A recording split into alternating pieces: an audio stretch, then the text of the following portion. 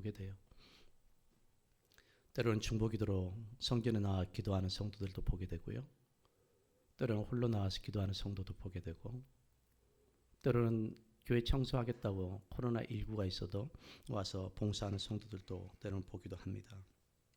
그리고 때로는 전화로 문자로 안부를 전해주는 성도들을 보기도 하고, 또 때로는 스스로들이 기도하러 나오면서 교회가 어떤가 보기 위해서 나오는 성도들도 더러는 보기도 합니다. 그럴 때 목사는 참 이렇게 행복한 거예요. 막 사막에서 오아시스를 만나는 것처럼 행복한 거예요. 한 주간 어렵고 힘든 시간들을 우리는 보내고 있지만 그래도 교회의 흔적을 남기는 작은 연약한 지체들의 모습을 제가 봅니다. 그러면서 지금 여호와께로 이럴 때일수록 돌아와야 되지 않을까 이 생각이 듭니다. 지금도 온라인으로 예배드리는 많은 성도들이 있고 또 오늘 나오신 분도 있지만 모두 안전이 또 건강이 우선이죠. 마스크를 쓰고 최대한 예배를 드리고 마지막까지 마스크 벗지 않고 돌아간다면 누구도 안전할 것입니다. 네로 황제 때 기독교인들이 핍박을 받고 로마에 전염병이 들어왔을 때 수많은 시신들이 나뒹굴 때에 그 누구도 시신을 치우지 않았다고 그래요. 전염병이 들까 봐. 그런데 다음날 아침이면 거리가 깨끗했대요.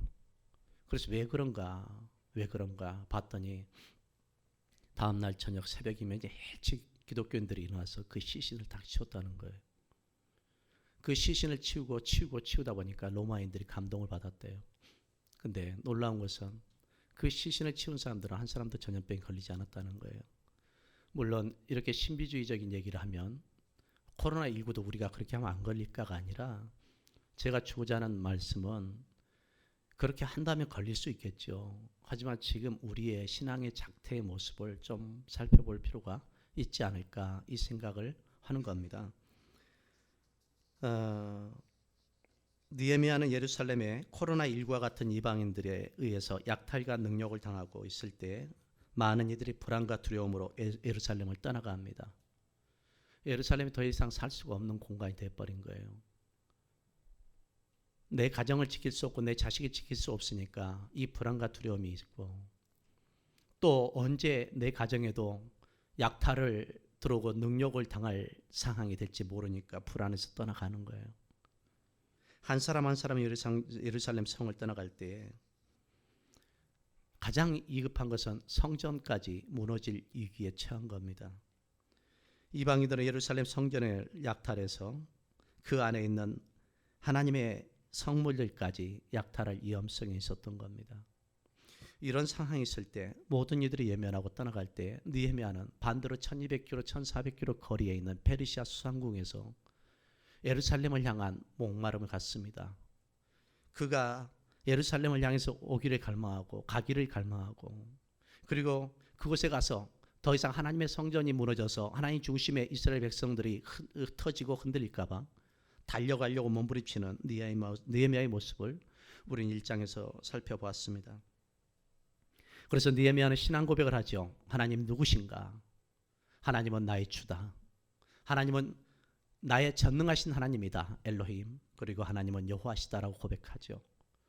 주는 내 삶의 주권자를 말하고, 하나님이라고 고백한 것은 크고 두려우신 하나님을 고백한 것은 전능하신 하나님, 유일하신 하나님을 고백합니다. 1장 5절이죠. 그리고 여호와는 약속하신 것, 언약하신 것을 반드시 이루시는 하나님에 대해서 말씀했습니다. 그리고 느헤미야는 그 예루살렘 성전을 향해서 달려가기를 원하면서 두 번째, 조상들의 죄를 나의 죄로 받아들이고 수용해서 회개하는 겁니다. 그리고 고백하고 자백하는 겁니다.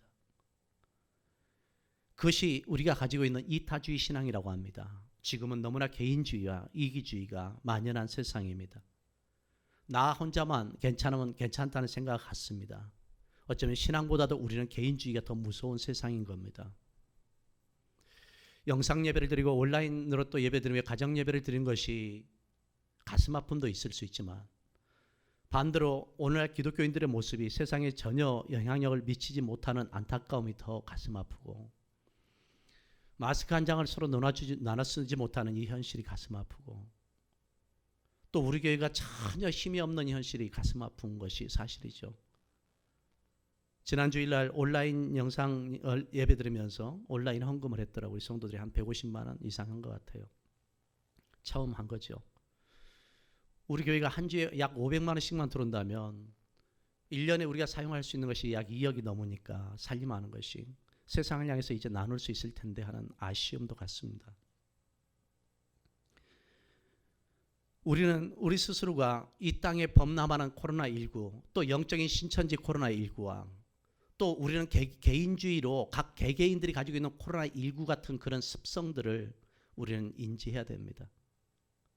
세상에 바이러스 코로나19만의 문제가 아니라 영적인 신천지 코로나19만의 문제가 아니라 우리 각 개개인들이 가지고 있는 코로나19 같은 이 습성들이 우리 각자에게 있다는 얘기입니다. 이것을 우리가 받아들이고 수용해서 이것을 다른 사람의 잘못으로 넘길 것이 아니라 이 땅과 이민족에 몰아치는 이익을 통해서 하나님이 우리에게 해결을 요구하고 있는 것은 아닐까. 아까 우리 장로님 기도하신 것처럼 정결함과 정한 마음을 달라고 해결을 요구하고 있지는 않을까. 다윗이 외쳤던 것처럼 정결한 마음 주시옵소서, 정직한 영으로 새롭게 하소서, 주의 성령을 내게서 거두지 마옵소서라고 몸부림쳤던 다윗의 금식을 오늘날 우리에게 요구하고 있지는 않을까. 왜 주의 성령이 떠나지 않기를 다윗은 그렇게 몸부림쳤을까요? 다윗은 자기 눈앞에서 주의 성령이 떠난 악한 자의 모습을 보았기 때문입니다. 그가 사울입니다. 사울이 주의 성령을 떠났을 때에 마치 그의 모습이 금수만도 못한 진짜 악한 자의 악인의 모습을 볼 수 있었던 겁니다. 다윗도 그것이 두려웠던 겁니다. 내 안에서 주의 성령이 떠나는 그 순간에 나도 내 눈에 보였던 사울처럼 혹시 그런 사태 이 작자가 되지 않을까. 그래서 다윗은 금식하면서 기도하는 거예요. 주의 성령이 떠나지 않기를. 그래서 그 모든 다윗은 비난도 비판도 조롱도 비웃음도 그 이후로는 자기가 다 수용하는 것을 볼 수 있어요. 정직함과 정결함은 우리가 이 땅, 이 나라, 이 민족을 가슴에 끌어안고 기도할 수 있을 때에 회복될 줄 믿습니다. 세 번째, 느헤미야는 그리고 기도하죠. 하나님의 약속을 붙잡고 기도하죠. 간구하죠. 다시 회복시키기를. 예루살렘 성을 중심으로 하나님의 백성들이 회복되기를, 과거에 당신이 약속하신 것처럼 회복되기를 기도하죠. 그리고 마지막으로 느헤미야서 1장 11절에 자신을 써달라고 기도하는 것을 볼 수 있습니다. 11절이죠. 자신을 써달라고. 내가 그 일을 감당할 수 있도록 써달라고 기도합니다. 그래서 제가 지난주에 이렇게 설교했습니다. 제목을 지금 바로 기도할 때다. 오늘 말씀 제목은 또다시 여러분에게 이런 말씀 주제를 던지고 싶습니다. 하나님은 준비된 자에게 기회를 주신다는 겁니다. 하나님은 어떤 자를 쓰시느냐? 준비된 자를 쓰시기를 원한다는 얘기예요. 준비된 자에게 기회를 주신다. 준비된 자에게 때가 차면 그를 사용하시겠다는 겁니다. 기회라는 것은 정한 때에 내가 그를 쓰겠다는 의미입니다. 월터 헨릭슨이라는 사람이 훈련 후 되는 제자에 대해서 책에 대해서 이렇게 말했습니다. 성서에 제시된 삶의 목표를 자신의 삶의 목표로 받아들이는 사람을 하나님은 사용하신다. 두 번째는 하나님의 뜻이 자신의 삶에 이루어지도록 하기 위하여 어떤 값이라도 기꺼이 지불할 준비가 되어 있는 사람을 쓰신다. 세 번째, 하나님의 말씀을 사랑하는 사람을 쓰신다. 네 번째, 종의 마음을 가진 사람을 쓰신다. 다섯 번째, 육체를 신뢰하지 않는 사람, 즉 내 육체를 신뢰하기보다는 하나님의 뜻을 위해서 사는 사람을 하나님은 사용하신다. 여섯 번째, 독립적인 기질을 가지고 있지 않은 사람, 독립적인 기질을 가지고 있지 않은 사람, 즉 개인주의적이지 않은 사람, 이기주의적이지 않은 이타적인 마음을 가진 사람을 하나님은 쓰신다. 일곱 번째, 사람을 사랑하는 사람을 쓰신다. 여기서 사람을 사랑한다는 것은 동정과 연민이 아니라 정말 그들을 긍휼히 여기는 애통해하는 마음이 있는 사람을 쓰신다. 느헤미야가 회개할 때 그가 금식하면서 회개하면서 뭐 했다고 그러죠? 통곡했다고 그러죠. 우리는 회개하는데 마음에 눈물이 없습니다. 내가 아는 사람, 내가 친한 사람에 대해서는 아파하면서 눈물 흘릴지 몰라도 이 나라 이 민족을 향해서 또 우리 성도들을 보면서 우리 교회를 보면서 영적인 주파수를 맞추면서 여호와께 돌아오기를 간절히 갈망하는 눈물이 우리에게 없는 겁니다. 8번째, 쓴뿌리에 올무에 걸리지 않는 사람을 사용하신다는 겁니다. 쓴뿌리. 9번째, 자기 생활을 훈련할 줄 아는 사람을 하나님은 사용하신다. 즉 이런 이들이 준비되어 있다는 얘기고 하나님은 이런 이들을 쓰시기를 원하신다는 얘기입니다. 이런 이들을 통해서 하나님은 그들에게 뭘 줘요? 기회를 줍니다. 우리는 인생을 살면서 세상에서 살면서 하루에 인생에 3번 기회가 찾아온다고 그러죠. 아니요. 반대로 우리는 하나님 앞에서 준비만 되어 있다면 우리는 언제든지 기회가 옵니다. 지금 이 땅에 몰아치는 코로나19가 모든 사람들을 위기와 불안으로 몰아갔지만 그럼에도 불구하고 그 안에서 작은 희망들이 있잖아요.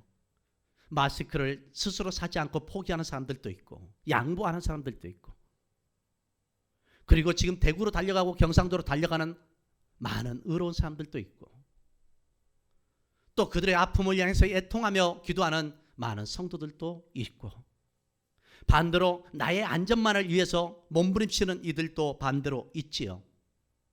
우리는 어떤 교회가 되어야 될까요? 어떤 성도가 되어야 될까요?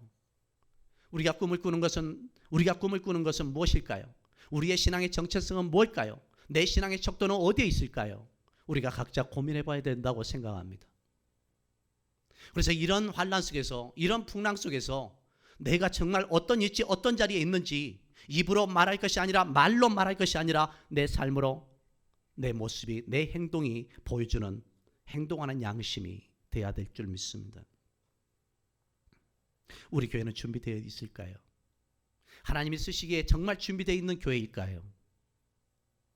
우리 각자는 하나님께 쓰시기에 정말 준비된 자들일까요? 기초가 없으면 기본이 없게 되어 있습니다. 많은 사람들은 그런 얘기합니다. 저 사람이 기본이 없어라고 말합니다. 사실 기본이 없을 수밖에 없는 것은 그에게 기초가 없기 때문에 그렇습니다. 기초가 전혀 없는데 어떻게 기본이 있겠습니까? 기본이 없는데 무슨 실력이 나오겠습니까? 그래서 기초가 견고한 사람만이 그 위에 자기의 기본을 쌓는 겁니다. 그리고 그 위에 자기의 실력을 나타낼 수가 있는 것입니다. 우리 교회는 정말 하나님께서 쓰시기에 합당한 교회인지, 아니 우리 교회라고 했을 때 이 교회 공동체는 우리 각 개개인을 말합니다. 나는 하나님의 쓰시기에 합당한 사람인가? 지금까지 우리의 신앙의 여정 속에서 이 코로나19로 인해서 우리의 영적 상태를 한번 점검해 봤으면 좋겠어요. 나는 날마다 하나님 앞에 다오다오만 하고 있었지 이런 상황 속에 있을 때, 이런 위기 속에 있을 때 내 신앙의 정체성은 과연 무엇이었는가? 내 믿음의 척도는 과연 무엇이었는가? 우리는 점검해 볼 필요가 있다고 봐요. 그래서 이제는 성숙한 신앙으로 세상을 바라보는 관점이, 안목이 달라지기를 소망해요. 그래야지 우리가 세상을 향해서 보듬고 안고 끌어안고 그들과 아름다운 동행을 할 수 있다고 봅니다. 수원의 어떤 교회가 코로나19 감염이 됐다고 그러죠. 그 교회 성도가, 부부가 새벽 예배 나오고 나서 그 교회가 세상 말로 말하면 쑥대밭이 됐다고 그러죠, 주변이. 근데 목사님이 기자하고 인터뷰를 했어요. 하면서 하는 말이 뭐라고 하냐? 진짜 신천지를 생각하면 분노가 치밀어 오른다는 거예요. 왜냐? 우리 교회 성도가 다니는 직장에 신천지에서 교육으로 왔다는 거예요. 그들은 교수라고 가짜, 강사라고 거짓되고 기자라고 거짓되고 다양한 방식으로 이 우리 사회를 파고드는 거죠. 그래서 그 교육을 참여했답니다. 교육에 참여해서 그 강의를 듣고 왔는데 코로나가 걸렸다는 거예요. 근데 그 주간이 무슨 주간이었냐면 그 주일날이 목사님이 우한의 이 폐렴, 즉 우한의 코로나19는 하나님의 심판이다. 기독교인을 핍박하고 박해하는 저 중국을 향해서 우한을 하나님이 저주를 내리신 것이다고 설교를 예화를 들었다는 거예요. 뭐 대형교회 목사들도 다 그렇게 했다고 그러죠. 근데 그 주간에 바로 그 다다음 날인가 그 다음 날부터 코로나19가 자기 교회에 감염이 되고 자기 교회가 그렇게 쑥대밭이 됐다는 거예요. 그래서 회개했다고 그래요. 그렇다면 우리 교회는 뭔가? 우리 성도는 뭔가? 성숙됨은 남에게 뭔가를 판단하고 남을 정죄하는 것이 아니라, 성숙됨은 남이 상처를 받고 아파할 때 함께 끌어안고 함께 어깨동무하고 함께 가는, 함께 아름다운 동행을 하는 것이 성숙됨이죠. 그것이 교회죠. 교회가 편을 가르고 정죄를 하고 저주를 하고 스스로가 자의적 해석을 해서 우리가 교회가 어떤 선을 그어버린다면 교회는 세상에 존재할 의미가 없는 거죠. 한 주 동안 여러분 뉴스를 볼 때마다 기독교인들에 대해서 수많은 얘기를 듣죠. 광명의 어떤 교회도, 또 뭐 서울의 어떤 교회도, 수원의 어떤 교회도 확진자가 나왔다더라. 나올 수 있다고 봐요. 나올 수 있다고 봐요. 하지만 나온 것에 대해서 우리가 비난하고 비판하는 것도 중요하지만, 이런 현실 속에서 우리 기독교인들이 어떤 정체성을 가져야 되는가, 어떤 신앙의 척도를 가져야 되는가, 성숙한 신자로서, 성숙한 신앙으로서 우리가 좀 세상을 따뜻하게 끌어안을 수 있는 그런 마음들과 그런 용광로 같은 뜨거운 심장이 있다면 얼마나 좋을까, 이 생각을 해봅니다. 그렇게 그런 용광로 같은 마음을 가지고 있다면 하나님은 그런 준비된 우리 교회를, 그런 준비된 우리 성도들을 저는 사용하실 줄 믿습니다. 그러기 위해서 오늘 본문을 통해서 우리가 살펴볼 게 있습니다. 다시 한번 느헤미야서 1장 11절을 같이 읽어보겠습니다. 주여 구하오니 귀를 기울이사 종의 기도와 주의 이름을 경외하기를 기뻐하는 종들의 기도를 들으시고 오늘 종이 형통하여 이 사람들 앞에서 은혜를 입게 하옵소서 하였나니 그때에 내가 왕의 술관원이 되었느니라. 느헤미야는 느헤미야서 1장 5절부터 해서 신앙 고백을 했고, 그 다음에 조상들의 죄를 자기의 죄로 받아들이고 회개했고, 그리고 나서 약속을, 하나님의 약속 따라서 하나님의 백성들을 회복시켜달라고 기도하면서, 그리고 자신을 써달라고 간구하면서 11절에 또다시 말하기를 뭐라고 돼 있냐면은 사람의 마음을 움직여 주시도록 기도하고 있다는 얘기예요. 주여 나를 써주소서. 하지만 그러기 위해서 뭐 해달라고요? 사람의 마음을 움직여 주소서. 누구의 사람의 마음을 움직여줘요? 이 사람들의 마음을 움직여 주소서. 여기서 이 사람들은 누구를 말하냐? 바로 아닥사스다 왕과 페르시아의 신하들을 말합니다. 이들은 지금 어디에 있습니까? 바벨론 궁에 있습니다. 느헤미야는 어디에 있습니까? 수상궁에 있습니다. 왜 아닥사스다 왕이 신하들과 바벨론 궁에 있나요? 지금 수상궁은 겨울이기 때문에 그렇습니다. 추운 겨울에 왕은 궁전이 세 군데가 있어서 가장 따뜻한 곳으로 이동해서 겨울을 나는 겁니다. 그리고 수상궁에는 느헤미야가 남아있는 겁니다. 약 석 달, 넉 달 정도. 이 넉 달 정도 지난 11월, 12월부터 해서 3월 4일, 니산월이 3월 4월이잖아요. 이 넉 달 동안 떨어져 있을 때에 느헤미야가 넉 달 동안 금식하며 통곡하며 뭐라고 기도해요?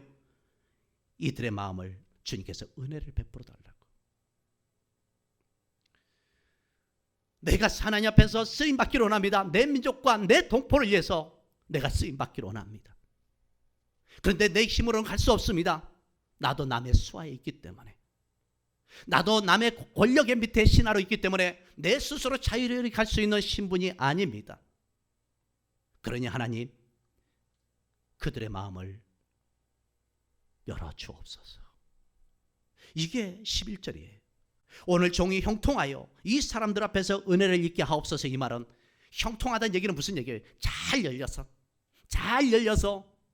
아닥사스다 왕과 페르시아의 신하들의 마음을 열어주시옵소서. 이 말이에요. 내가 금식한 이유가 그것이 아닙니까? 내가 기도한 이유가 그것이 아닙니까? 하나님, 나의 마음은 예루살렘에 있고 나의 심장은 예루살렘 백성들과 뛰고 있습니다. 나의 호흡은 저들과 함께하고 있습니다. 나의 호흡이 거친 것은 저들이 지금 어려움을 당하기 때문이고, 내가 숨을 쉴 수 없을 정도로 힘들면 저들이 지금 죽어가기 때문이고, 내가 숨이 멈출 것처럼 심장이 찢어지는 것은 저들이 능욕을 당하고 약탈을 당하고 거리마다 시체들이 뒹굴기 때문입니다. 이제 나를 써주소서. 그러기 위해서 하나님이요, 이 세상의 권력을 가진 저들의 마음을 하나님께서 은혜를 베풀어 주옵소서. 이겁니다. 사람의 마음을 움직여 주시도록 느헤미야는 기도하고 있는 겁니다. 넉 달 동안 그렇게 하나님 앞에서 기다리게 하신 하나님의 뜻은 무엇일까요? 첫째는 하나님의 때를 포착하는 영적 감각이 길러지도록 하기 위해서입니다. 두 번째는 영적 내공을 견고히 세우기 위해서 느헤미야에게 넉 달의 기도 시간을, 호흡 시간을 하나님께서 그 기간을 만들어 놓은 겁니다. 세 번째, 왕 앞에 나갈 때 어떤 지혜가 필요한지 판단하는 분별력을 알려주시기 위함입니다. 네 번째, 기도를 통해서 영적 시각 교정을 통해 내 시각에서 보는 것이 아니라 하나님의 시각으로 문제를 보도록 하는 훈련이 넉 달이었던 겁니다. 우리는 지금 이 시대를 보면서 내 시각으로 너무 판단을 많이 합니다. 하나님의 시각으로 보지 않는 겁니다. 그러니까 내 시각으로 보니까 불안하고, 내 시각으로 보니까 남을 비난하고, 하나님의 시각으로 보지 못하니까 우리에게 평강이 없는 겁니다. 다섯 번째, 기도는 하나님이 원하시는 사람으로 빚어져가는 과정이기 때문에 그렇습니다. 빚어져가는 과정이라고요. 기도는 우리가 완성된 것이 아니라 완성되어 가는 과정이라고요. 여섯 번째, 기도는 우리의 삶이 세상 풍파 속에서 흔들리고 자세를 잃어버릴 때 방향을 잃은 영혼을 붙잡아 다시금 하나님과 관계 회복시키는 영적인 자비를 허락하신 것이 기도이기 때문에 넉 달 동안 하나님은 느헤미야에게 이 기간을 허락하신 거예요. 이 추운 겨울, 계절로 치면 가장 추운 겨울이었던 이 수상궁에서 어쩌면 느헤미야는 마음적으로도 가장 추운 겨울을 보냈을 거예요. 영적으로도 가장 추운 겨울을 보냈을 거예요. 금식하며 통곡하며 기도하는 느헤미야의 몸은 매일매일 다르게 수척해져 갔을 거예요. 마음은 점점점 지쳐갔을 거예요. 그 영혼도, 그의 범사도, 그의 모든 것들이 겨울이었던 거예요. 미래를 알 수 없고 내가 거기에 가서 쓰임받기를 원하지만 내 앞으로의 미래를 보장할 수 없고 장담할 수 없는 느헤미야는 오직 하나님 앞에 붙잡혀서 넉 달 동안 하나님과 씨름하는 거예요. 왜냐? 우리는 아닥사스다 왕에 대해서 알아야 되기 때문에 그래요. 아닥사스다 왕은 에스라서 4장 1절에 23절에 보면 아닥사스다 왕에 대해서 좀 더 구체적으로 나오는데, 에스라서 4장에 보면 약 20년 전에 이 아닥사스다 왕이 무력으로 예루살렘 성 건축을 중지시켰던 왕이 이 왕입니다. 그러면 왜 중지시켰을까? 예루살렘 성전 건축을. 여러분, 1차 에스라 4장에 보면 스룹바벨을 중심으로 해서 이스라엘 백성들이 예루살렘으로 1차 귀환을 합니다. 그리고 저들이 성전을 재건합니다. 스룹바벨과 예수아를 중심으로 성전을 재건했습니다. 그런데 이 성전을 재건하는 데 있어서 사마리아에 있는 사람들이 이 성전 재건에 동참하려고 합니다. 10절 여러분이 보셨던 산발랏이 사마리아의 총독으로 있는 상황이죠. 그런데 스룹바벨과 예수아가 정중하게 거절합니다. 왜? 이유는 이겁니다. 사마리아 사람들은 정통성이 없는 혼혈하기 때문에 순수한 유대 민족들이 성전을 재건하고자 하는 마음에서 정중하게 거절했던 겁니다. 그러면 왜 사마리아인들은 성전 참여를 하려고 했을까요? 이들은 그때 당시에는 예루살렘보다 사마리아가 더 힘이 강했던 것입니다. 그래서 사마리아인들이 동참해서 성벽을 재건하는데 성전을 재건하는데 동참해서 자기들의 영향력을 사마리아만이 아니라 예루살렘까지 그 영향력을 끼치려고 한 불순한 의도가 있었던 겁니다. 하지만 성전은 어떤 곳이에요? 거룩한 곳이잖아요. 성결한 곳이잖아요. 이방인들이 들어갈 수 없는 곳이잖아요. 그래서 정중하게 거절했던 겁니다.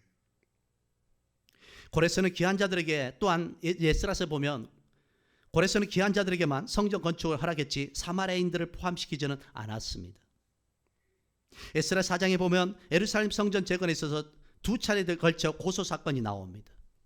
에스라를 통해서 이제 성전이 스룹바벨을 통해서 재건되고 나서 에스라를 통해서 중심이 된 성벽을 재건하려고 합니다. 이때에 사마리아인들이 페르시아 왕에게 두 번에 걸쳐서 고소 고발을 합니다. 첫 번째 고소 고발이 아하수에르 왕이 있을 때입니다. 여러분, 아하수에르 왕은 누구냐면 에스더의 남편이고 아닥사스다 왕의 아버지입니다. 이때 사마리아인들이 고소를 합니다. 두 번째는 아닥사스다 왕 때 또한 사마리아인들이 고소를 합니다. 이때는 그들의 페르시아에서 파견된 그 신하들까지 매수해서 고소를 합니다.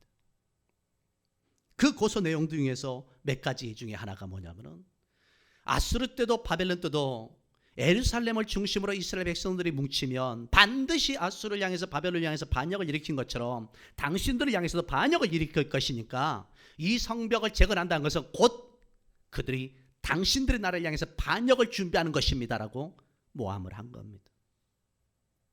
사마리아의 이 산발라스의 이 무서운 음모, 모략, 계략에 의해서 아닥사스 왕은 그 얘기를 듣고 예루살렘 성벽 재건을, 성전 재건을 중지시켜 버립니다. 그래서 그 성전 재건이 멈추자마자 그 이후로는 끊임없이 예루살렘 성이 황폐화되는 거예요. 지켜줄 보호벽이 없잖아요. 방어해줄 벽이 없잖아요. 그러니까 예부에서 끊임없이 들어와서 약탈하게 하고 여성들을 능욕하고 노략질해 가는 거예요. 그래서 이 상황을 느헤미야가 보면서 가슴 치도록 아파했던 것이 뭐냐면은 바로 자기가 3차 예루살렘 귀환을 통해서 이 성벽을 재건하고자 하는 갈망이 있었던 겁니다. 아닥사스 왕은 이 전설에 의하면 굉장히 고집이 센 왕이라고 그래요. 두 번째는 아닥사스 왕이 자기가 이미 20년 전에 조서를 내려서 성전 재건을 멈췄는데 또다시 반복한다. 이것은 있을 수 없는 얘기예요. 왜냐하면 당시 아수르나 바벨론이나 페르시아의 왕들은 신권 통치를 했어요. 이 신권 통치는 뭐냐면 인간의 힘을 넘어서는 신으로서의 통치예요. 그러니까 그것이 옳든 그러든 잘했든 잘못됐든 신권 통치의 힘은 왕이 내뱉은 그 순간부터 그것은 권력이 돼요. 그래서 그것을 뒤집을 수가 없는 거예요.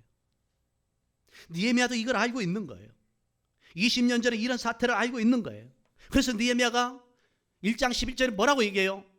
이 사람들에게 은혜를 베풀어 달라는 얘기예요. 이 아닥사스 왕이 어떤 조서를 내렸고 어떤 결정을 내렸는지 알고 있기 때문에 사람의 설득으로는, 사람의 방식으로는, 사람의 힘으로는 이 사람을 설득할 수 없으니 내가 금식하며 통곡하며 하나님이 기도하고 있사오니 주여 나를 형통하게 한다면 이 사람들에게 은혜를 베푸셔서 이 사람들의 마음을 열어달라고 기도하는 거예요. 닫힌 마음을 열어달라고, 완악한 신권 통치를 하는 그 마음을 열어달라고, 권력의 마음을 열어달라고 기도하는 겁니다. 얼마 동안요? 넉 달 동안. 우리는 과연 이 세상을 향해서 그렇게 기도하고 있을까요? 준비된 이들만은 이 세상 교회를 중심으로 반경 4km, 5km 이 지역을 향해서 정말 이 지역이 열리기를 위해서 기도하고 있습니까? 여리고성이 무너지듯이, 여리고성이 문이 열리듯이 이 지역이 열리기를 위해서 우리는 그렇게 기도하고 있나요? 이 땅에 코로나19로 인해서 바이러스가 세상을 침노하고 영적인 이단들이 침노하고 인간들이 또 신종 코로나 바이러스 19 같은 인간들이 범람하는 이때에 우리 이 세상이 질서가 잡히고 정의가 세워지도록 기도하고 있나요? 마스크를 매간매직하고 돈이 되면 국민의 생각하기보다는 수출을 통해서라도 돈을 더 모으려고 하고, 엊그저께 SBS Y인가에서 보니까 정말 상상할 수 없는 마스크 대란이 있더만 국민의 생명은 생각지 않아요. 저는 그런데 혹시 기독교인이 있을까 봐 두려워요. 그런 이들 중에서 신앙인이 있을까 봐 겁나요. 한국교회는 언제까지 바닥을 쳐야 될까요? 어느 때까지 내려가야 될까요? 우린 준비해야 될 겁니다. 더 바닥으로 내려갈 것을. 우리는 그런 것을 생각하면서 인지하면서 그래 한국교회는 이제는 점점점 더 내려갈 거야, 더 내려갈 거야, 끝장을 볼 거야 라고만 생각하고 있지 말고 그런 교회를 바라보면서 누군가가 기도해야 되지 않을까요? 누군가가 희망을 품고 틈새를 바라보면서 기도해야 되지 않을까요? 함께 침몰하는 배를 바라보면서 침몰하는 것을 방치할 것이 아니라 침몰하는 그 배를 우리가 함께 세워가야 되지 않을까요? 내 마음도 열지 못하는 우리가 세상 누구의 마음을 열겠습니까? 하지만 느헤미야는 분명한 비전이 있기 때문에, 분명한 목적이 있기에 자기는 그들의 마음을 열어달라고 기도한 겁니다. 두 번째는 이겁니다. 그 다음입니다. 느헤미야서 2장 1절에서 2절 말씀 함께 봅니다. 아닥사스 왕 제20년 니산을 왕 앞에 포도주가 있기로 내가 그 포도주를 왕에게 드렸는데 이제는 내가 왕 앞에서 수심이 없었더니 왕이 내게 이르시되 네가 병이 없거늘 어찌하여 얼굴에 수심이 있느냐? 이는 필연 네 마음에 근심이 있음이로다 하더라. 그때 내가 크게 두려워하여. 두 번째, 하나님의 약속을 믿고 기도하면 반드시 기회를 주신다는 겁니다. 그래서 기다리십시오. 우리가 세상의 마음 문 열기를 기도하고 느헤미야는 아닥사스다 왕과 신하들의 마음이 열리기를 간절히 기도했던 것처럼 우리가 세상을 향해서 그렇게 기도했다면 기다릴 수 있어야 됩니다. 언제까지요? 하나님의 약속을 믿고 기도하면 반드시 하나님은 기회를 주실 때까지, 때가 찰 때까지입니다. 느헤미야는 얼마를 기다렸죠? 넉 달을 기다렸습니다. 에슬리월 11월 12월부터 니산월 3월 4월 약 넉 달을 느헤미야는 기다린 겁니다. 근데 그냥 기다렸습니까? 아닙니다. 느헤미야가 붙잡은 게 뭐냐면 하나님의 약속의 말씀입니다. 이 약속의 말씀이 어디에 있는 약속의 말씀일까요? 신명기 30장 1절에서 10절 말씀입니다. 그 중에서 여러분 제가 2절, 3절, 9절, 10절을 함께 같이 읽어봤으면 좋겠습니다. 같이 읽어볼까요? 시작. 너와 네 자손이 네 하나님 여호와께로 돌아와 내가 오늘 네게 명령한 것을 온전히 따라 마음을 다하고 뜻을 다하여 여호와의 말씀을 청종하면 네 하나님 여호와께서 마음을 돌이키시고 너를 국률이 여기사 포로에서 돌아오게 하시되 네 하나님 여호와께서 흩으신 그 모든 백성 중에서 너를 모으시리니 네가 네 하나님 여호와의 말씀을 청종하여 이 율법책에 기록된 그의 명령과 규례를 지키고 네 마음을 다하여 뜻을 다하여 여호와 네 하나님께 돌아오면 네 하나님 여호와께서 네 손으로 하는 모든 일과 네 몸의 소생과 네 가축의 새끼와 네 토지의 소산을 많게 하시고 네게 복을 주시되 곧 여호와께서 네 조상들을 기뻐하신 것 같이 너를 다시 기뻐하사 네게 복을 주시리라. 할렐루야. 바로 느헤미야가 붙잡은 약속의 말씀이 신명기 30장 1절에서 10절 말씀이에요. 이 약속의 말씀을 붙잡고 기도한 거예요. 느헤미야서 1장 5절에서 11절 말씀 중에서 하나님 옛적에 모세에게 약속하신 그 말씀이 바로 신명기 30장 1절에 10절 말씀이에요. 느헤미야는 이 말씀을 붙잡고 어느 정도 기다렸어요? 넉 달을 기다린 겁니다. 넉 달을 금식하며 기도하면서 기다린 것입니다. 하나님께서 그들의 마음이 열리기를, 그들의 때가 됐을 때 하나님께서 역사하시기를 기도한 겁니다. 이것은 철저하게 자기가 인내하지 않으면, 준비되어 있지 않으면 할 수 없는 행동들입니다. 우리는 조급합니다. 너무나 우리는 근시안적입니다. 우리는 지난주에 그런 얘기했습니다. 아마 코로나19 한국 사람 10,000명 이상 확진 환자가 나올 것이다. 가상 수치가 있을 거라고. 그 이상도 나올 수 있을 거라고. 왜냐하면 확진 검사 받는 사람들이 10몇만 명이기 때문에 충분히 그렇게 우리는 계산할 수 있어요. 근데 우리는 매일 일이 hil비해요. 숫자가 몇 명 늘어났더라. 오늘도 어느 지역에 확진자가 많이 생겼더라. 우리는 그거에 일비하는 거예요. 우리에게 뭐가 없어요? 뚝심이 없어요. 우리에게 뭐가 없어요? 약속의 말씀이 없는 거예요. 이 또한 지나갈 것이고 이제 곧 지나갈 것을 믿는 이 약속의 말씀이. 그래서 같이 진정시키고 안정시키면서 같이 함께 평안을 누리면서 함께 동행할 수 있어야 되는데, 세상이 무서워서 뛰면 나도 같이 뛰는 거예요. 세상이 불안해서 뛰면 나도 같이 뛰는 거예요. 세상에 파도가 휩쓸리면 교회도 같이 파도에 휩쓸려 다니는 거예요. 예수께서 뭐라고 말씀하셨습니까? 모래에 지은 집과 반석에 지은 집에 대해서 말씀합니다. 우리는 모래에 지어진 집입니까? 아니요, 반석에 지어진 집입니까? 반석 위에 지어졌다면 우리가 요동하지 않는 믿음이 중요하다고 봐요. 우스갯소리로 오늘 아침에 설교 준비하다가 제가 다음에서 이렇게 밑에 그 아래에 어떤 게 떴어요. 보니까 이렇게 코로나19로 난리가 났음에도 불구하고 젊은 애들은 뭐라고 하죠? 그 나이트 클럽을 뭐라고 그래, 다른 말로? 클럽 가봤구나. 클럽에 지금 애들이, 젊은 애들이 마주 줄을 섰대요. 그래서 뭐라고 하냐, 기자가 인터뷰하니까 우리 젊은 사람들은 코로나19 와도 그냥 지나가니까 괜찮아요 하고 논대요.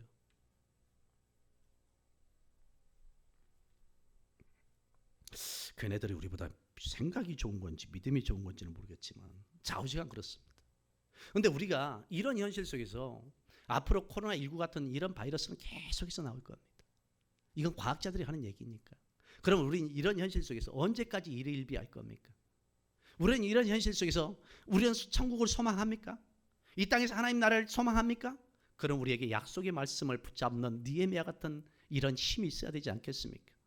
느헤미야도 지금 현실이 겨울이라고 그랬잖아요. 삶이 겨울이고 상황이 겨울이라고 했잖아요. 그런데도 느헤미야는 꿈을 꾼다고요. 그 꿈을 이루기 위해서 꿈을 꾼다고요. 근데 그 꿈을 그냥 망상적으로 꾸는 것이 아니라 약속을 붙잡고 꾸고 있다고요. 믿음은 신념에서 나오는 것이 아니라 말씀에서 나오는 겁니다. 믿습니까? 그래서 세상을 이기는 것은 말씀에 있는 겁니다. 저도 여러분들도 걸릴 수 있습니다. 걸릴 것이 불안한 것이 아니라 치료하실 하나님, 치료할 의사를 주신 하나님께 감사하면서 우리가 이것을 좀 감당해 가자는 얘기입니다.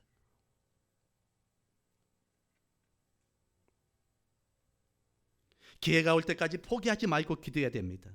하박국서 2장 3절에 이렇게 말합니다. 이 묵시는 정한 때가 있나니 그 종말이 속히 이르겠고 결코 거짓되지 아니하리라.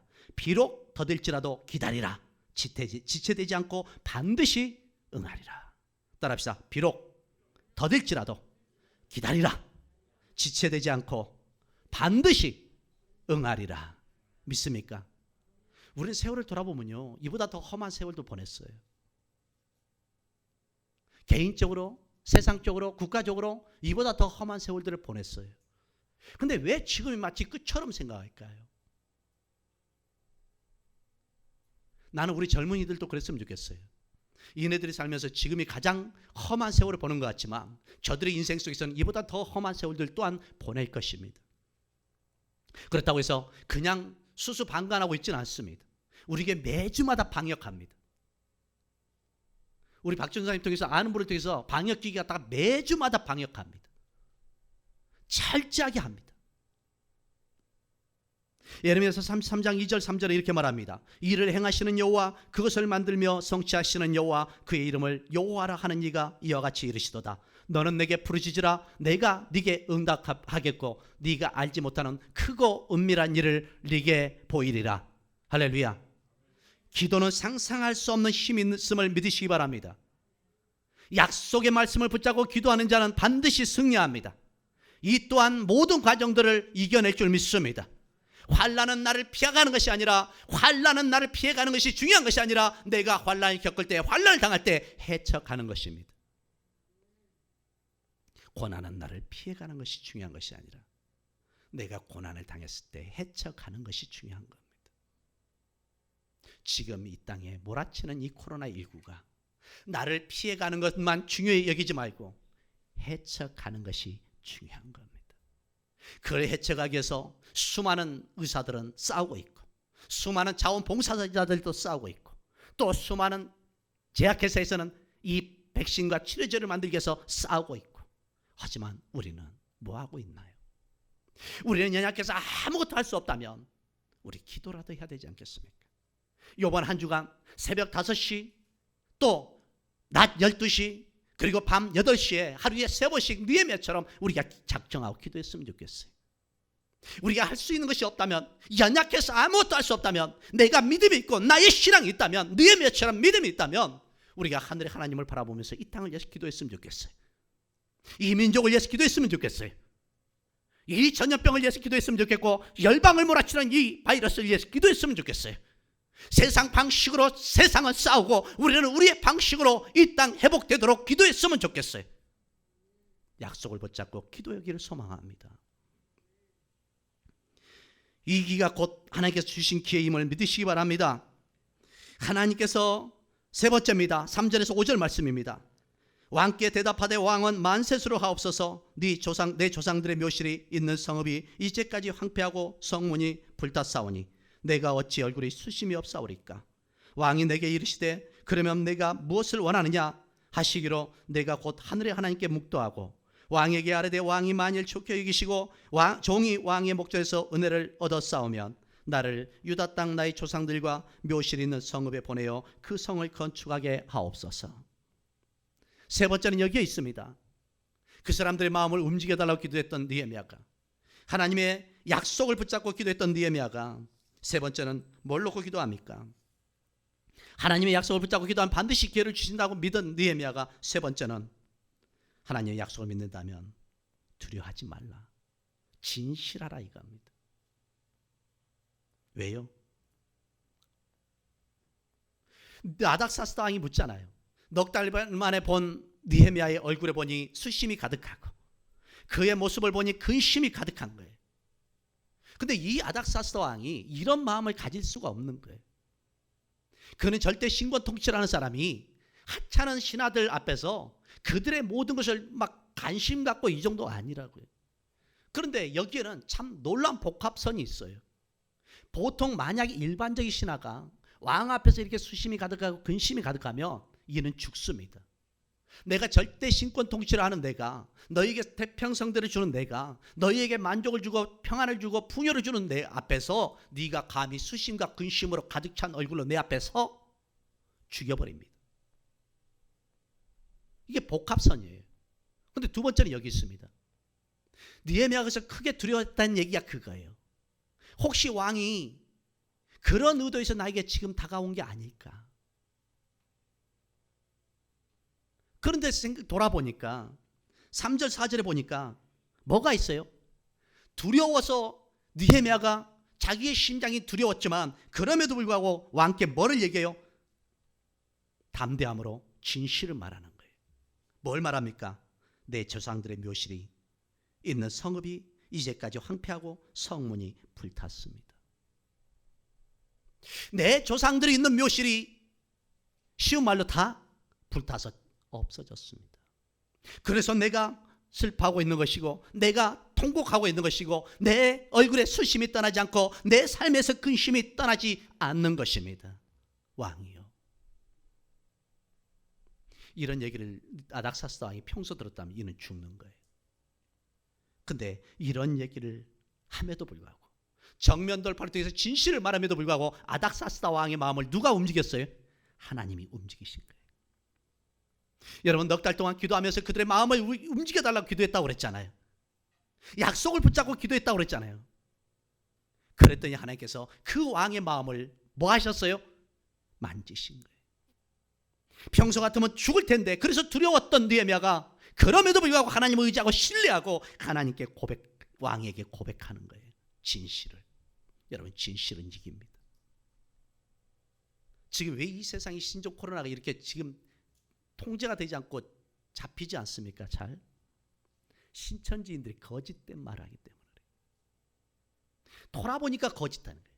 원주의 동대표도 자기는 신천지 아니라고 끝까지 여기다가 나중에 역추적하니까 신천지인이고, 이 군산에 있는 어떤 젊은 자매는 자기는 절대 이동하지 않았다고 하면서 추적해 보니까 이미 돌아다니고.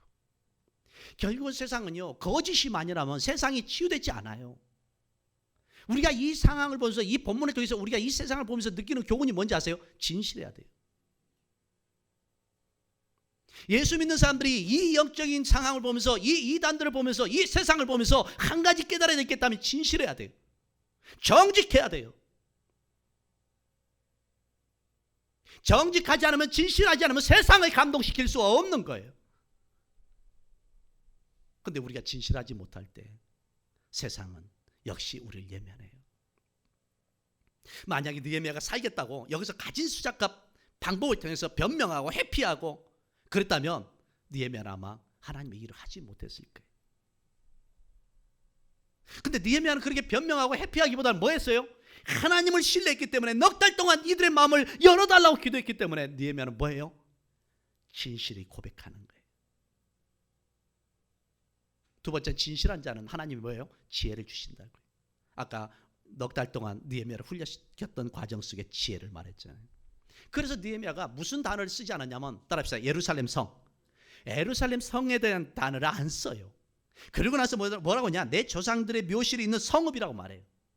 왜 예루살렘 성에 대해서 말 안 써요? 에스라 4장에 보면 아닥사스다 왕이 예루살렘 성을 재건하는 데 있어서 뭐 했다고요? 중지시켰다고요. 20년 전에 이 왕이 중지시켰는데, 예루살렘 성이 잘못한 반역을 일으킬까 봐 중지시켰는데, 느헤미야 입에서 예루살렘 성이 해파되어서 무너져서 내 백성들이 지금 곤란을 당하고 있습니다. 주님, 왕이여 나를 보내소서 하면 보내겠느냐는 겁니다. 그래서 느헤미야는 지혜로운 거예요. 진실한 자는 지혜로워요.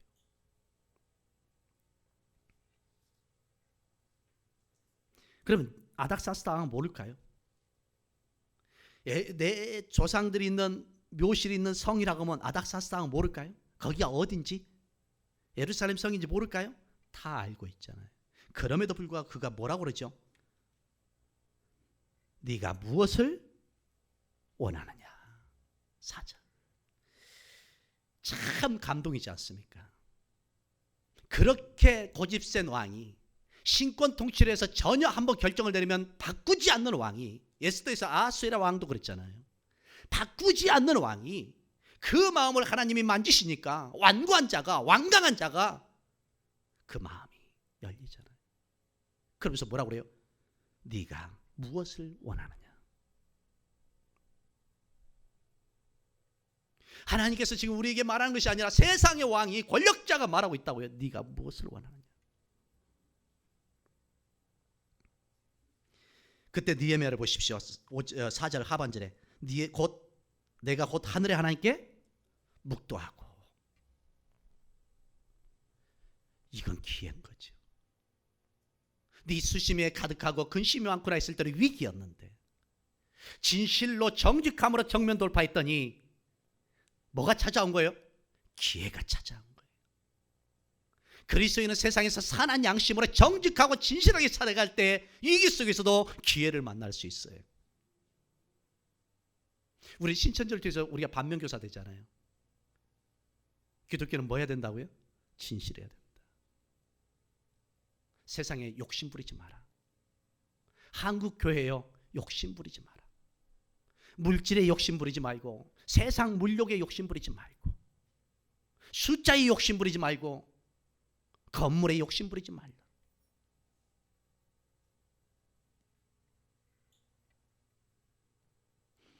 그때 하나님께 묵도했다는 것은 이거예요. 내가 넉 달 동안 기도한 이후에 다시 하나님께 잠시 기도하면서 뭐라고 했을까요? 묵도란 건 짧게 자기가 준비한 것을 주장하기 시작하는 거예요. 청원하는 거예요. 첫째가 뭐죠? 5절입니다. 5절 보십시오. 왕에게 이르되 왕이 만일 좋게 여기시고 종이 왕의 목전에서 은혜를 얻어 쌓으면 나를 유다 땅 나의 조상들의 묘실이 있는 성읍에 보내어 그 성을 건축하게 하옵소서. 첫 번째로 느헤미야가 아닥사스다 왕에게 구한 것은 자신을 통해 예루살렘 성을 건축할 수 있게 해달라는 겁니다. 이것이 느헤미야가 기도한 거예요. 이것이 느헤미야가 그들의 마음을 열어달라고 기도한 것이고, 이것 때문에 느헤미야는 약속의 말씀을 신명기 30장 1절에 10절 말씀을 붙잡고 기도한 것이고, 이것 때문에 어찌하여 네가 수심이 많고 근심이 많느냐고 말했을 때 강하고 담대함으로 정직함과 진실함으로 고백한 것이고, 그리고 이것을 요청한 거예요. 두 번째는 7절입니다. 보십시오. 내가 또 왕에게 이르되 왕이 만일 좋게 이기시거든 강서쪽 총독들에게 내리시는 조서를 내게 주사 그들이 나를 용납하여 유다에 들어가기까지 통과하게 하시고. 두 번째입니다. 예루살렘까지 무사히 통행할 수 있도록 왕의 조서를 구했던 겁니다. 왜냐하면 수상궁에서 예루살렘까지 약 1400km를 이동한다고 쳐보세요. 근데 1400km 이동할 때 당시에 페르시아는 전국을 다 통치하고 있었어요. 그래서 전국을 어떻게 했냐면 20개 주로 나눴어요. 20개 주로 나눠서 각 총독들을 파견하고 각 총독들을 세워서 통치했단 말이에요. 그런데 수상궁에서 예루살렘까지 가려면 사마리아도 지나야 되고 다른 지역도 지나야 돼요. 그러면 이때 지나갈 때에 만약에 페르시아 아닥사스다 왕에 뭐가 없으면, 칙령이라고 하잖아요. 조소, 허가증이 없으면 이를 통과시켜 줄까요? 안 해줄까요? 잘못하면 중간에 죽는 거예요. 이렇게 아닥사스다 왕이나 아하수에라 왕, 에스더의 아하수에라 왕은 절대 신권 통치를 했기 때문에 그들의 힘은 이렇게 막강했던 거예요. 그래서 이 조서를 써달라는 거예요. 내가 지나갈 때마다, 어느 지역을 지날 때마다 무사히 통과할 수 있는, 통행할 수 있는 조서를 써달라. 두 번째 뭘 써달라는지 아십니까? 예루살렘에 가서 예루살렘 성을 건축하고 재건할 수 있도록 허가했다는 이 조서를 써달라는 겁니다. 그래서 느헤미야가 이스라엘 백성들 앞에서 훗날 우리가 예루살렘 성벽을 재건하자고 했을 때 이스라엘 백성들이 느헤미야의 말을 듣고만 움직인 것이 아니라 그 조서를 보고 확신한 겁니다. 그래서 52일 만에 성벽을 재건할 수 있었던 겁니다. 참 느헤미야는 철저하게 준비되어 있는 것을 볼 수 있어요. 우리는 기도할 때 전혀 즉흥적이고 감정적으로 기도하지만 느헤미야는 넉 달 동안 지금 내가 무엇이 필요한지, 무엇을 구해야 될지, 무엇을 위해서 가야 될지를 철저하게 준비한 자인 겁니다. 준비되어 있기 때문에 이는 이렇게 주장할 수 있고 요청할 수 있는 겁니다. 세 번째 보십시오. 8절입니다. 또 왕의 삼림 감독 아삽에게 조서를 내리사 그가 성전에 속한 영문의 문과 성곽과 내가 들어갈 집을 위하여 들보로 쓸 제목을 내게 주게 하옵소서 하매 하나님의 선한 손이 나를 도우심으로 왕이 허락하고. 세 번째 뭐예요? 예루살렘 성을 건축하기 위해서 뭐가 필요해요? 제목이 필요해요. 목재가 필요한 거예요. 이 왕의 삼림이라고 해서 왕 외에는 들어갈 수 없어요. 여기서 왕은 수렵생활도 하고 그냥 왕 외에는 들어갈 수 없는데 그 많은 목재들 속에서 내가 예루살렘 성을 건축하는 데 필요한 목재를 왕이 허락해 주옵소서. 진짜 필요한 것만 구하지 않았어요? 내가 가서 성을 건축하고 내가 무사히 통행할 수 있고 그리고 가서 성을 건축할 수 있도록 재료를 달라는 거예요. 그랬더니 하반절 보십시오. 하나님의 선한 손이 나를 도우심으로. 할렐루야. 따라합시다. 하나님이 선한 손이 나를 도우심으로. 믿습니까? 이 고백이 뭔지 아세요? 느헤미야가 왜 이렇게 고백해요? 아닥사스 왕의 마음을 열어서 라고 하지 않고 하나님의 선한 손이라고 고백하는 이유가 뭐예요? 느헤미야는 바로 이것을 위해서 넉 달 동안 기도했기 때문에 하나님이 하셨음을 자기 스스로가 뭐 하는 거예요? 고백하는 거예요. 여러분, 모든 과정에 하나님이 절대 주권자이심을 믿으시기 바랍니다. 그리고 이 모든 삶의 환난도 시련도 우리가 여호와께 돌아간다면 하나님께서 반드시 이것을 치유하고 회복하심을 믿으시기 바랍니다. 이 풍랑이 지나고 이 광풍이 지난 이후에 하나님은 믿는 우리들에게 놀라운 교훈을 주시기를 원하실 것입니다. 그리고 그 교훈 따라서 우리의 그리스도인들이 신실하게 쓰고 정결하게 쓰고 정직하게 서고 진실하게 서서 하나님의 약속을 붙잡고 예수를 닮아갈 수만 있다면 하나님은 우리 교회를 통해서 저와 여러분을 통해서 세상에 선한 영향력을 나타내도록 하실 줄 믿습니다. 믿습니까? 하나만 봅시다. 6절 한번 볼까요? 시작. 그때 왕후도 왕 곁에 앉아 있었더라. 왕이 내게 이르시되 네가 몇 날에 다녀올 길이며 어느 때에 돌아오겠느냐 하고 왕이 나를 보내기를 좋게 여기시기로 내가 정한을 정하고. 할렐루야. 느헤미야는 그 마음을 움직여달라 기도했고 그리고 약속을 붙잡고 기도했고 기다리면서 기도했고 그리고 자기가 구할 것을 정중하게 요청했을 때 6절 보십시오. 아닥사스다 왕이 기한을 정하고 다녀오라고 말하는 거예요. 여러분, 세상은 안 될 것 같은 것도 하나님이 하시면 돼요. 우리는 지난 여정 속에서 하나님이 나에게 어떻게 하셨는지 우리에게 어떻게 하셨는지 다 알고 있지 않습니까? 지금 이 기한이잖아요. 지금 우리나라의 신종 코로나에서 이 기한에 있잖아요. 고난의 기한 속에 있잖아요. 기간 속에. 불안의 기간 속에 있잖아요. 여러분 믿죠? 이거 이제 곧 지나갈 걸 믿죠? 이 또한 지나갈 걸 믿으시죠? 믿습니까? 저는 지나가리라 믿습니다. 하지만 그 과정 속에 나는 어떤 자인가? 그 과정 속에 나의 신앙은 어떤 고백을 하고 있는가? 그 과정 속에 우리 교회는 어떤 역할을 하고 있는가? 좀 우리가 냉정하게 살펴보고 진단해서 나를 재점검하고 교회를 재점검해서 우리가 재건축하는, 교회를 재건축하는, 신앙을 재건축해서 세상을 향해서 아름다운 통행, 행동하는 양심의 교회가 되기를 소망합니다. 그래서 준비돼서 훗날은 하나님의 선한 역사를 만들어가기를 소망합니다. 좋으신 하나님, 주님의 뜻을